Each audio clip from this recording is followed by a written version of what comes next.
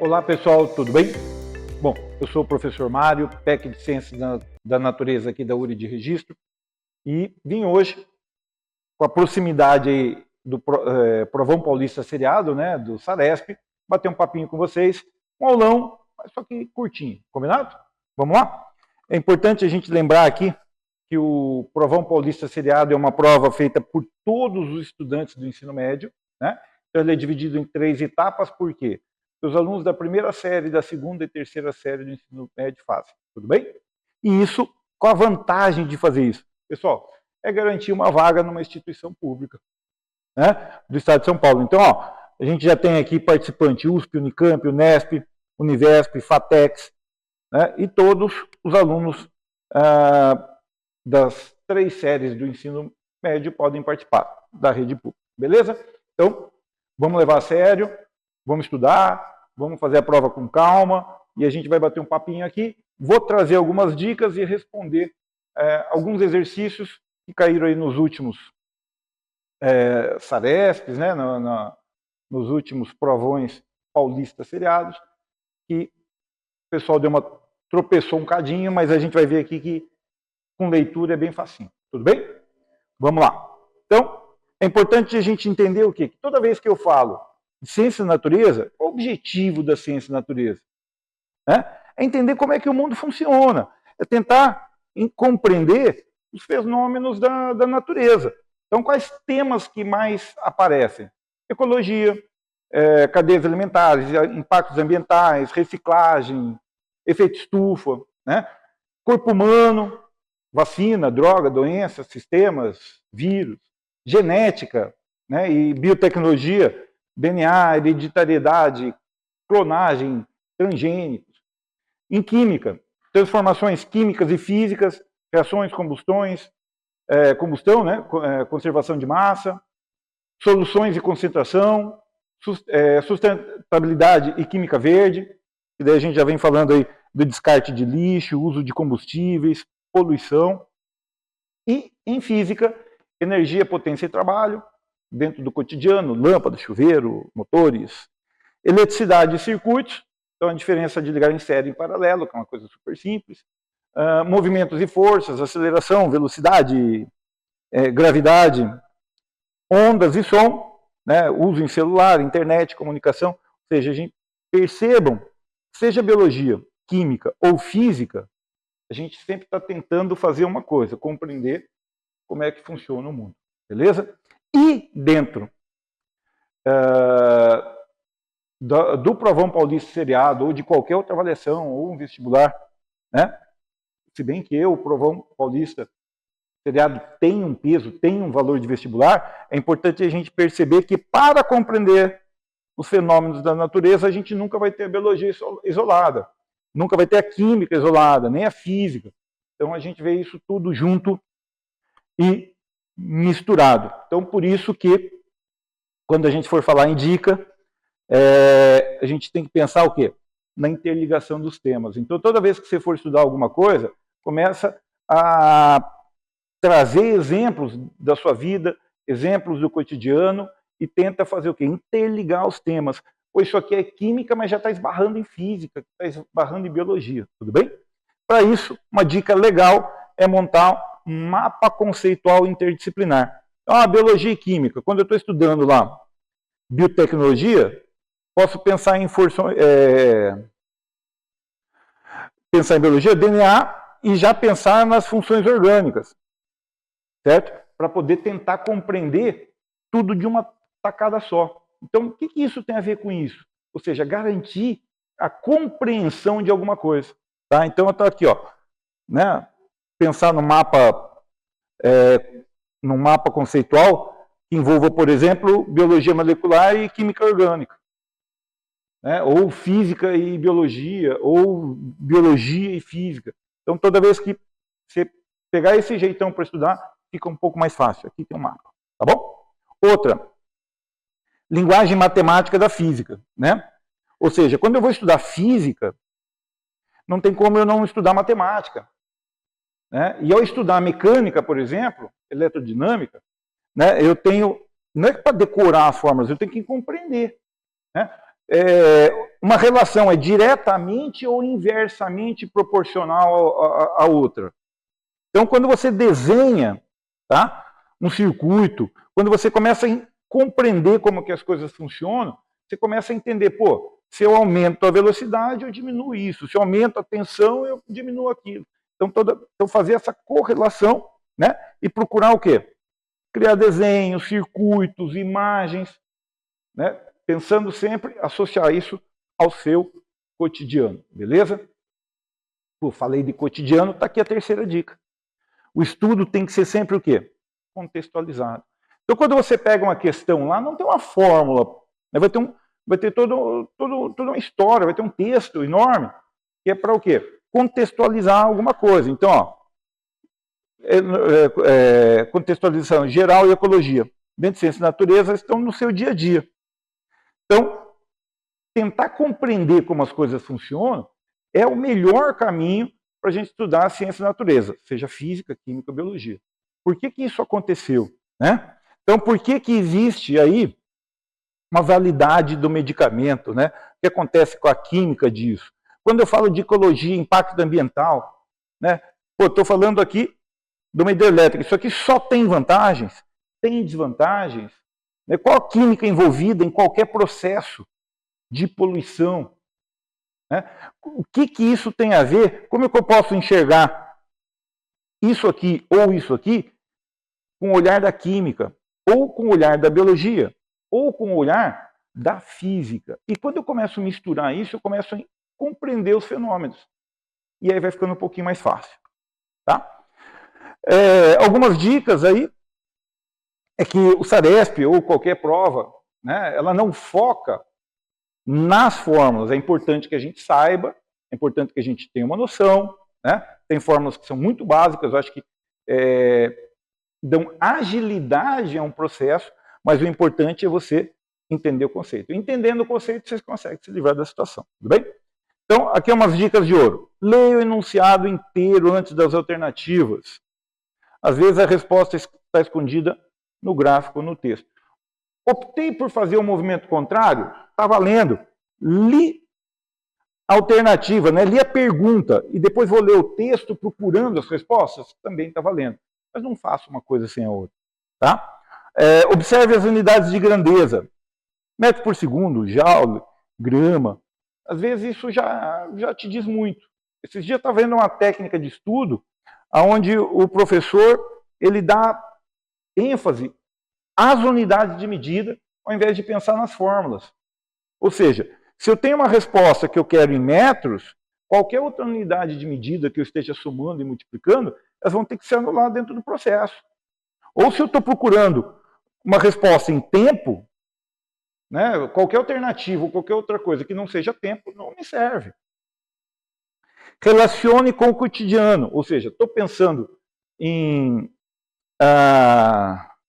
corrente elétrica, estou pensando em tensão, o que é isso lá em casa, como funciona? Isso vai te ajudar não só a compreender, como a responder o exercício. Elimine as respostas, né, as alternativas absurdas. Mesmo que não saiba a resposta, sempre dá para tirar uma coisa que às vezes parece absurda. Tudo bem? Use a lógica. O SARESP adora problemas que envolvem proporção, causa e efeito, conservação de energia. Beleza? Vamos para as perguntas? São poucas perguntas, a gente só vai fazer um combinado aqui, tá bom? Eu leio a pergunta, vocês pausam, tentam responder e depois eu respondo. Tá joia? A gente não vai entrar em conceito, mas vai mostrar como uma questão, né, lida com calma, né, buscando alguns detalhes, fica tudo mais fácil de resolver. Primeira pergunta aqui. Até poucos anos não se sabia a relação existente entre a nossa espécie, Homo sapiens, e o Homo neanderthalensis. A última descoberta de fósseis e análise de DNA de ambas as espécies permitiram a construção de novas árvores filogenéticas como as que seguem.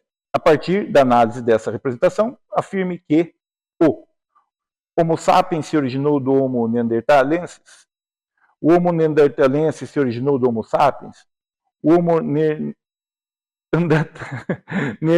agora falhou, hein? Neanderthalensis é uma subespécie do Homo sapiens, Homo sapiens e Homo neanderthalensis têm uma origem comum e Homo erectus não apresenta parentesco com os demais hominídeos. Tudo bem? E aqui eu tenho essa árvore filogenética. Tudo bem?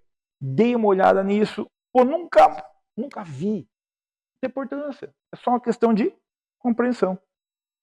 Tá bom?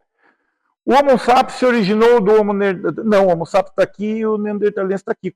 Se ele tivesse originado, ele tinha que estar aqui na ponta. O Homo neanderthalensis se originou... Não, o contrário também não é verdadeiro. O Homo neanderthalensis é uma subespécie. Não, ele tinha que estar para cá, né? Para poder ser uma subespécie. O Homo sapiens e o Homo neanderthalensis têm origem comum. Olha a ramificação. Esse tem uma origem comum, né? Permanência na África do grupo Erectus. O Homo erectus não apresenta parentesco com os demais hominídeos. Também não é verdadeiro, né? Então, veja, só leitura. Manjo nada disso aqui. Não, eu tenho até amigos que lembram, que são dessa época, mas eu não sou. Eu sou bem mais novo. Então, tive que ir pela leitura mesmo. O Homo sapiens e o Homo neanderthalensis têm a mesma, né? Tem uma origem comum. Facinho. São perguntas que tiveram um número de erro considerável nas avaliações, seja no Saresp, seja... tem questões aqui do Saresp e de Enem também, tá bom? Né? Lembrando que isso aqui tem um peso, né? Um caráter de avaliação também. Tudo bem? Próxima pergunta. Lembrando, eu leio, vocês pausam e depois eu respondo. Próximo. O coração humano é composto por câmaras, de onde saem vasos sanguíneos, conforme mostra a figura. Uma pessoa que apresentasse comunicação entre as partes 1 e 2 do coração teria, em consequência desta condição, quer ler primeiro lá, quer ler aqui. Eu bati o olho aqui, 1 e 2, já sou curioso, 1 e 2. Cadê 1 e 2? 2 está aqui, 1 está aqui. Lados opostos do coração, não? Mistura de sangue venoso e arterial, menor quantidade de hemácias circulantes, dificuldade de combater infecções, excesso de glicose no plasma sanguíneo, maior capacidade de oxigenação do sangue. Pausou. Voltou. Respondeu. Pessoal, isso aqui eu vou direto, pessoal. Tá? Estamos falando aqui de lados opostos do sangue. Se tivesse uma mistura, né, se tivesse aí comunicação entre essas duas partes, o que aconteceria? Primeira alternativa, mistura de sangue venoso com sangue arterial. Né? Então, o sangue está indo, outro está voltando. Né? Um rico em oxigênio, outro pobre em oxigênio. Beleza? Então, por que eu consigo avaliar isso? Porque eles estão lados opostos aqui do coração. Tá já?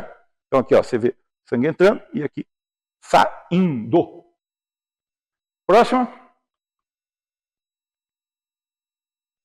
Vamos lá. A cultura de tecidos vegetais permite a propagação assexuada em larga escala de várias espécies, como, por exemplo, de orquídeas e violetas. Através dessa técnica é possível obter até milhares de plantas idênticas a partir de fragmentos de tecido de uma única planta. A produção de plantas por meio dessa técnica apresenta como desvantagem a redução do tamanho da planta, a redução da variabilidade genética, o aumento de custos com o plantio, o aumento da variabilidade genética, a estabilização do número de mutações.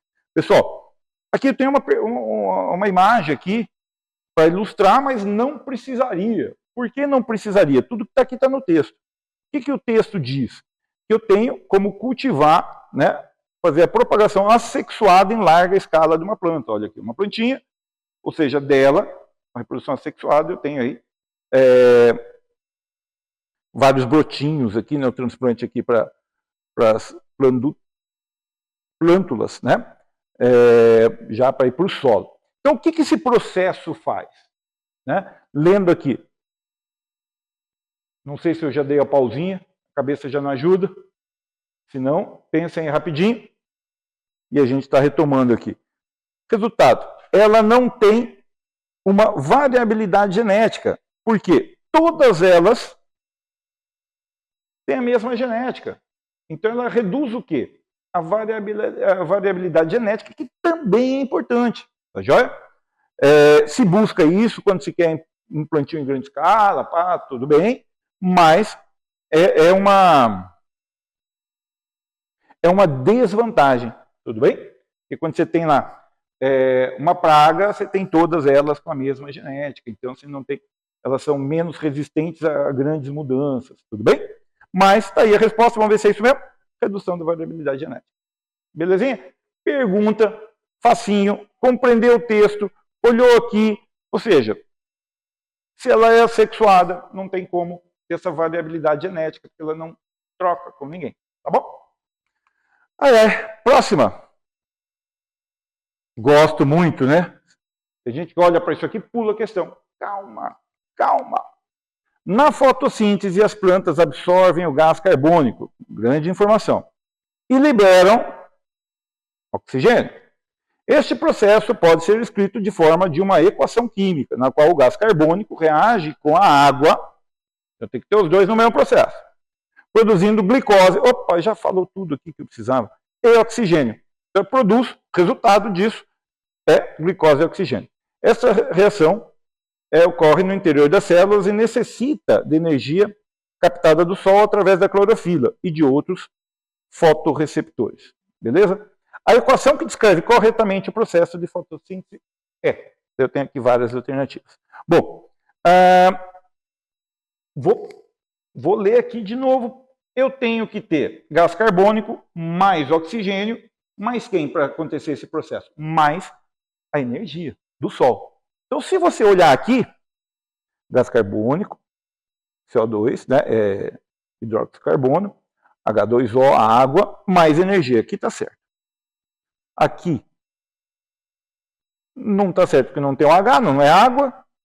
Não. Esses dois, a energia está para lá como resultante. Então, nem precisei fazer muita análise, tá? Nem precisei olhar para o lado de cá, mas aqui eu tenho como produzindo, né? Reage aqui, ó, produzindo o quê? O oxigênio, e aqui eu tenho uma molécula de glicose. Então eu tenho dióxido de carbono, água mais energia, que resultam em glicose e oxigênio. Então, primeira resposta, não deu nem para perder muito tempo, porque a única que você tinha aqui gás carbônico, água e energia, era a alternativa A. Beleza? Então vejam que não é porque ela está feinha assim que ela não tem seu valor. É fácil. Facinho, facinho. Só questão de leitura. Combinado? Então, essa é a regrinha. Mais uma aqui. Uma lâmpada comercializada numa loja especializada apresentava em sua caixa as especificações 24V, 250W, meu Deus, conforme informações da figura. Esses valores, 24, vou tentar lembrar, e 250W correspondem respectivamente às seguintes grandezas físicas. Repetiu aqui, mas está valendo. Corrente elétrica, potência, tensão elétrica, corrente, tensão elétrica, potência, corrente. Falar para você, física, mas eu vou tentar. Vamos lá. Pausei. Tenta você aí. Voltando. Vou lembrar da lâmpada de casa. Vou lembrar da lâmpada de casa. Vou lembrar do chuveiro. Pô, o chuveiro de casa tem esse tal de W aí. Né? Watts. A lâmpada, watts. É isso mesmo. W que eu lembro, minha mãe falava, vai lá e compra uma lâmpada de tantos watts. O chuveiro de casa é de tantos watts. Então ele é mais o quê? Eu estou indo de trás para frente aqui porque eu achei o watts primeiro.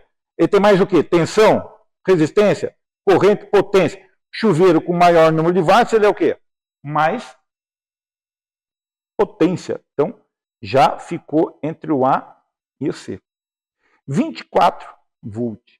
Lembrei do carregador. Todo mundo tem carregador de celular, né? E o carregador lá é de tantos volts. Então, estou falando de tensão. Qual a tensão elétrica? Volt tensão, watts potência. Foi-se mais uma. Né? Fácil. Só tem que tentar buscar essas associações que elas facilitam a sua vida. Combinado? Acho que são só mais duas. Em 1926, Thomas Mindley Jr. e Charles Franklin descobriram os clorofluorcarbonos, CFC, uma nova classe de substância de excelente desempenho em refrigeração. Eram pequenas moléculas orgânicas contendo carbono e flúor, e muitas vezes outros halogênios, principalmente o cloro e hidrogênio. Eu lembro desse tal de CFC, não aguenta mal. Estes compostos foram muito utilizados como gases de refrigeração e propelentes em aerosóis, até que se descobrisse que os CFC são da nossa camada de ozônio. Então, lembra daquilo que estudei na minha aula de biologia, estudei na aula de química, falando da camada de ozônio. Pô, o que é que não fazia bem para ela? CFC, onde que encontrava CFC? Na geladeira e no aerosol. Lembrei de tudo isso. O CFC, a base dele ele é um clorofluorcarbono e está aqui pequeno carbono e flúor. É o principal. Beleza? Dentre os compostos, são tipos de CFC. Clorofluorcarbono. Quais aqui? Bom, este S aqui não me ajuda, enxofre. Né? Então, tem que ter, principalmente o que está falando aqui, que tem que ter o quê? Carbono e flúor. Então, não tem carbono nem flúor. Foi-se. Se as duas têm que ser tipo de CFC, aqui não tem flúor. Aqui não tem flúor. Aqui não tem flúor. Aqui não tem flúor. A única que tem flúor, a pessoa veja que eu nem precisei procurar tudo. Aqui tem carbono, cloro e flúor. Carbono, flúor e cloro. Acabou. Resposta B. Vejam que não é para ficar assustado. É para procurar o que é que o texto já está me ajudando. Tá bom? Mas eu não lembro da tabela periódica como todo. Pessoal, eu também não lembro dela como todo, não. Isso aí eu peço help para minha vizinha de mesa aqui. Né? Laura, me ajuda aqui. Mas essa aqui dá para levar. Belezinha? E acho. Mas tá lá. Resposta B. Então vejam que com calma, uma boa leitura, a gente consegue responder isso tudo. Então tem mais duas agora, a partir de agora. Tá? Essa aqui é de vestibular, tudo bem? Essa aqui é do Enem, perdão. Do Enem. Então as duas próximas são do Enem. Os fones de ouvido tradicionais transmitem a música diretamente para os nossos ouvidos. Já os modelos dotados de tecnologia redutora de ruído, cancelamento de ruído, CR, além de transmitirem música, também reduzem todo o ruído inconsistente à nossa volta, como o barulho de turbinas de avião, aspirador de pó. Os fones de ouvido CR não reduzem realmente barulhos irregulares, como discursos e choros de bebê. Mesmo assim, a supressão do ronco das turbinas do avião contribui para reduzir a fadiga do ruído, um cansaço persistente provocado pela exposição de um barulho alto por horas a fio. Esses aparelhos também permitem que ouçamos músicas ou assistamos a vídeos no trem ou no avião em um volume muito menor e mais seguro. Ufa, olha que texto enorme. Podia ter ido só para cá, tá? Mas eu queria ler todo esse aqui para vocês, só para contextualizar. A tecnologia redutora do ruído CR, utilizada na produção de fones de ouvido, baseia-se em qual fenômeno ondulatório? Bom, estou falando de ondas, já sei que estou falando de física.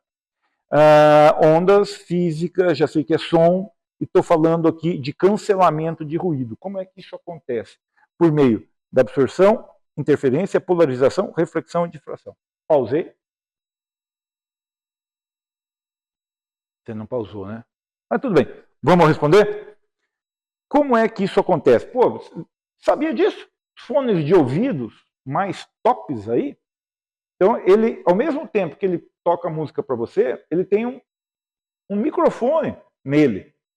Ele pega o som ambiente, certo? E solta ondas, né?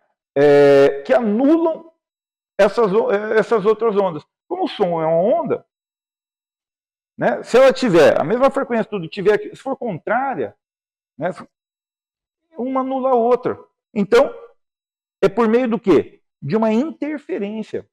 O meu fone de ouvido, esse modelo CR, ele solta ondas que interferem a onda do ruído que está se aproximando. Então, por que meu ouvido não capta esse som da turbina do avião, por exemplo?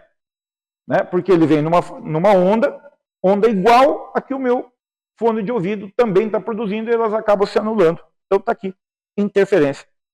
Tá? Olha aqui, esse é o exemplo. Ó. Interferência destrutiva. Existem outros tipos de interferência, tá? Pode ser mista ou construtivo. Então vejam que o ponto de pico aqui é igualzinho, o ponto de mínima é igualzinho. Então elas acabam o quê? Somando. Elas se anulam. E é por isso que você acaba não ouvindo. Tá? Então isso aqui é uma técnica muito bacana para reduzir o som. Fechou? Então, interferência. Sem cálculo. Pô, é física, tá cheio de conta. Não. A gente precisa começar a estudar física entendendo conceitos. Combinado? E aí, mais umazinha. O terremoto e tsunami ocorridos no Japão em 11 de março de 2011 romperam as paredes de isolamento de alguns reatores da usina nuclear de Fukushima, o que ocasionou a liberação de substâncias radioativas. Entre elas está o iodo 131, cuja presença na natureza está limitada por sua meia-vida de 8 dias. Poxa, eu ouvi falar esse negócio de meia-vida, beleza. Tá, acho que eu tenho ideia do que eu estou falando. O tempo estimado para que esse material se desintegre até atingir 1/6 da sua massa inicial é de 8 dias, 16 dias, 24 dias, 32 dias, 128. Enem, hein? Pausei. Voltando aqui. Pessoal, é a última, tá? Bom, meia-vida. O que significa meia-vida? O que é meia-vida de um remédio? É quando, né, o tempo que demora para que aquela substância que está no seu corpo tenha alcançado metade da capacidade, metade daquilo, da sua validade, né? No caso aqui do iodo 131, seria do quê? Da sua radioatividade, ou seja, depois de, a cada 8 dias, né, se eu estou falando de meia-vida, a radioatividade do iodo 131 cai pela metade presente na natureza, certo? Não está nem falando qual é a radioatividade do iodo 131 aqui, que eu também não sei. E não preciso para responder. Mas eu sei que a cada 8 dias, ela cai pela metade. Certo? Então vamos fazer aqui uma ideia aqui. Eu preciso que ela chegue a 1/16. Então, do primeiro dia, né, nos primeiros 8 dias, ela cai pela metade. Então vai ser 1/2. Depois, mais 8 dias, é metade da metade. Então, 1/4. Já foram 16 dias. Depois, está 1/4, né? Com mais 8 dias, vai cair pela metade. 1/8. E mais 8 dias, 1/16. Então, se não me falhei aqui, 8, 8, 8 e 8. Né? 32 dias. Vamos ver se é isso mesmo? Está aqui, ó. Né? O poder radioativo dela, capacidade de radioatividade dela, a meia-vida dela é de 8 dias, ou seja, depois de 8 dias, né, a radioatividade dela caiu pela metade. Depois de 8 dias, metade da metade. Depois, mais 8 dias, metade da metade. Mais 8 dias, metade da metade. Então, 32 dias. Beleza? Pessoal, isso aqui, ó, física. Podia resolver isso aqui por meio de proporção, por meio de matemática. Resolvemos por meio da matemática. Né? Então, a ciência da natureza é isso, pessoal, é tentar compreender o que isso está querendo dizer. Tá? Quando que ela vai sumir da natureza? Nunca. Né? Ela vai ficar cada vez menor, mas ela não desaparece, tá bom?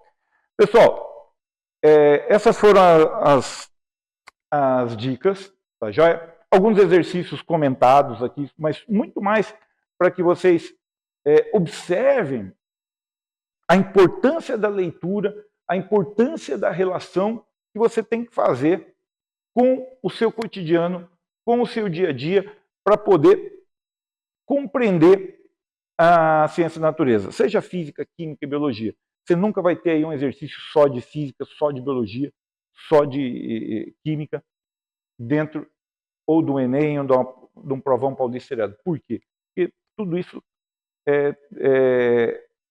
está, querendo ou não, interligado. Então, a melhor forma de você fazer isso é estudar pensando dessa forma. Tá já? Pessoal, desejo a todos uma boa prova, uma boa avaliação e até a próxima.